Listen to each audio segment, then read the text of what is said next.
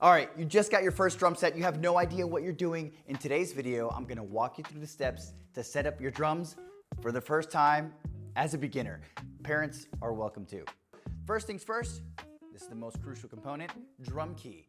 Please do not lose your drum key. You'll need 2, 3, 4, 5 of these. Seriously, in my stick bag here at the studio, I have about 4 or 5 of these because you'll misplace one, you'll freak out, and if you do not have a drum key, it'll be extremely difficult to tighten everything and make sure it's not flopping around, keeping your gear safe, and then also to tune your drums. It's not a video about tuning, but still, this is your tool. Don't lose it. Enough of my face. Let's walk over to the gear, and I'm going to show you the components and essentially how they work. This is your hardware. It is the skeletal structure to every drum set, and here are the main components to most kits. I like to set them up in advance and put them to the side so I can focus on shells, rugs, and everything else at a venue. Let me introduce these parts to you and help you understand kind of how they work. Here's a hi-hat stand. It's a very simple piece of gear meant for your cymbals. Snare stand for your snare drum, of course. A boom stand where many different cymbal sizes and types belong, and it's a really cool piece of gear. And a tom holder for your rack tom. Kick drum pedals, in my case, double pedal. And a throne for your butt. Let's take a look at our boom stand. If yours is brand new, out of a box, you'll need to assemble all the parts. These sections here are called wing nuts. They're righty-tighty, lefty-loosey, and are universal on every piece of gear.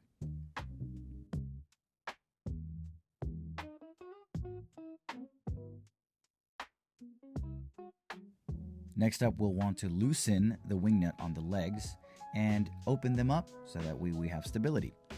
If the legs on any stand are too open, you'll take up space. And if they're too closed, they'll be too narrow and your stand can fall over. So find a sweet spot and lock it in.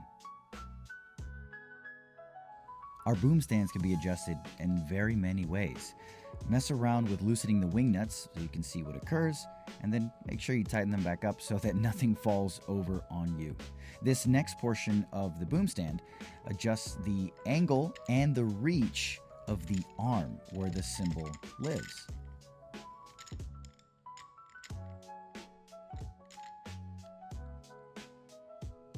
Here's another joint on the arm that can be adjusted for cymbal customization. This is an omni-ball movement and not all stands have this, so check yours to see if it does. The last components of a cymbal stand or boom stand are the felts and wing nuts. You always want to make sure that whenever you place a cymbal on these stands that you have a felt, then the cymbal, then the felt or wing nut. That way you protect the cymbal. Felt, cymbal, felt, wing nut, and clamp it up. I hope you like to sit because you'll be sitting for a long time. Here is our drum throne. Yes, drum throne. You take the seat, put it on the base, and of course, like everything else, you tighten the wing nut. As far as height adjustments, mine's hydraulic, so I pull on a lever and it moves up and down. Some need to be twisted. Check yours out. Everybody wanted to play snare in marching band. They were the coolest guys. This is your snare stand. This is a snare basket. It closes and opens. The snare lives on top. Adjusting the snare basket is simple. You simply turn this bad boy here, lefty-loosey, righty-tighty. I don't know why I said it backwards, but I did. The more tight it is, the more narrow the basket, the more loose it is, the wider the basket for larger snare drums. Height adjustments are available. And you also have this omnidirectional adjustment for angles. Some of yours may be a singular movement and some might have multiple movement options. Tighten that up to make sure your snare does not fall over, and then put the snare on the basket and adjust accordingly. Here's your hi-hat stand, and by now you've noticed a lot of similarities. Every stand has legs, wing nuts. You open them up, tighten them, and you get going. For hi-hat stands, sometimes they wobble. Just make sure you're pressing on the footboard, the pedal, and it'll be flush with the floor. Tighten that up. Here is the pedal. some of yours may not be attached, so you'll need to check the joints to see if they need to be pressed in or tightened with a drum key. Some lugs are a little finicky, frustrating, so get your handy dandy drum key, mess around with lugs, tighten, tighten, tighten. Don't break anything. Make sure it's snug. You don't want wobbliness. This long pole stick thing is the rod and it needs to be screwed into your hi-hat stand. So make sure it's tight, otherwise you won't be able to play the hi-hat, which you want to do because that's where the groove comes from.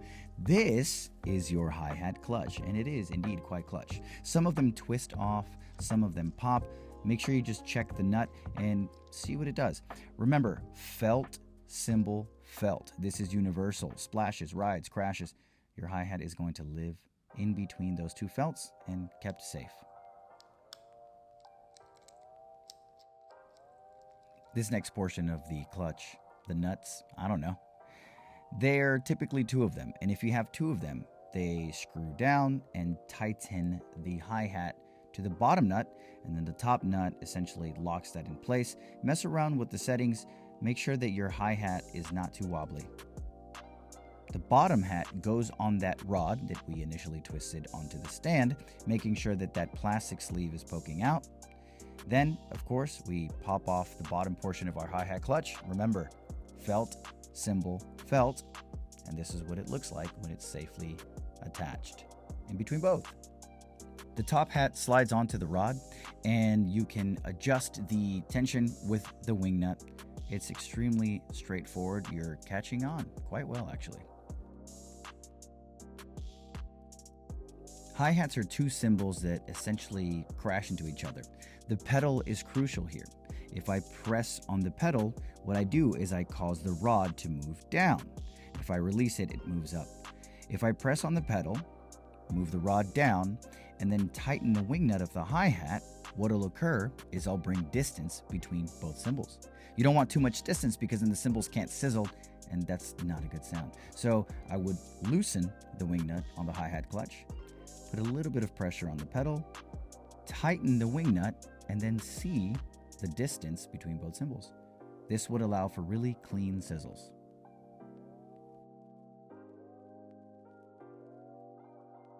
I'm thinking by now I should have been a vocalist. There's so many parts. This is your kick pedal. Let's take a look at it and figure out how it works. So obviously we have the pedal portion, another wing nut. This is actually very helpful because it's universal. Once you learn the parts to one stand, you learn them to all.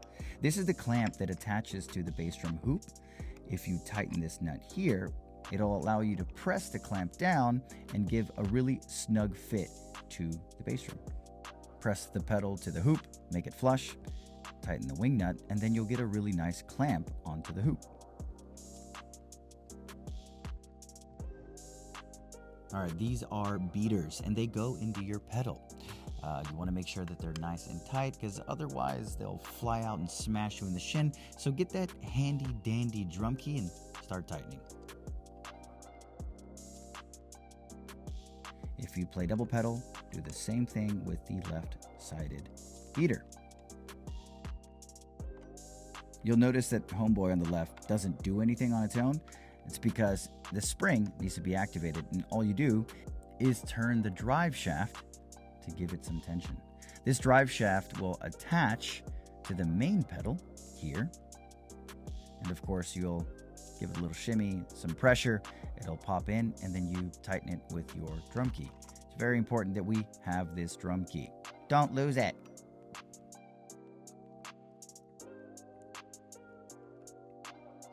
The drive shaft can also be adjusted to add distance between both pedals in case you have a wide snare stand. Once again, more rods, more drum key action. Oh my goodness, we made it to the drums. But the drums do have hardware. For example, the bass drum has feet, these legs.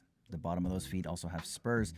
You loosen the wing nut, mess around with the angle of the foot. It also extends down. And it gives you a proper distance from the floor and also a proper angle from the beater on the pedal. If you're not careful and the leg is too far out, what'll happen is the hoop will rise off of the floor, digging into your beater on the pedal.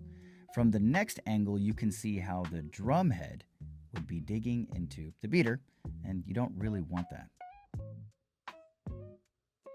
Our second largest drum is a floor tom, and floor toms have legs. Very simple. The legs slide into this section here, and that's how you adjust the height of the floor tom from the floor. Tighten that wing nut so that it doesn't fall on you, please. Rack toms vary. Mine slides in here. Of course, I tighten the wing nut, locks it in. And as far as angles are concerned, many of your stands have wing nuts. Mine has a tension rod poking out there above the Pearl logo, so I have to use a drum key. Keeps it locked really nicely. It's similar to the omnidirectional movement of my snare stand, and yours probably is too. I haven't lost it yet, that's good. Here I want to show you a top-down angle of how I set up the drums. Starting with my throne, sitting down, getting comfortable, and then moving the bass drum according to my seating position. Let's get those pedals, or single pedal if that's your case, and attach them to the hoop. You want to make sure they're nice and snug, and also flush with the floor. You don't want wobbly pedals. You don't want wobbly anything when you're playing drums.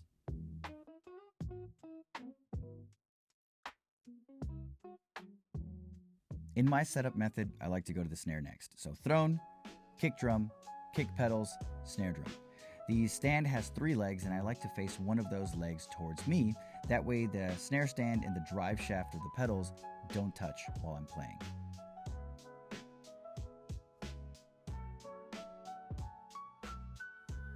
Go ahead and put your snare on the actual stand, and then make sure that the basket and the arms are grabbing the snare correctly. You can mess with angles, positioning, get really comfortable here, making sure that everything is tight so it doesn't fall over.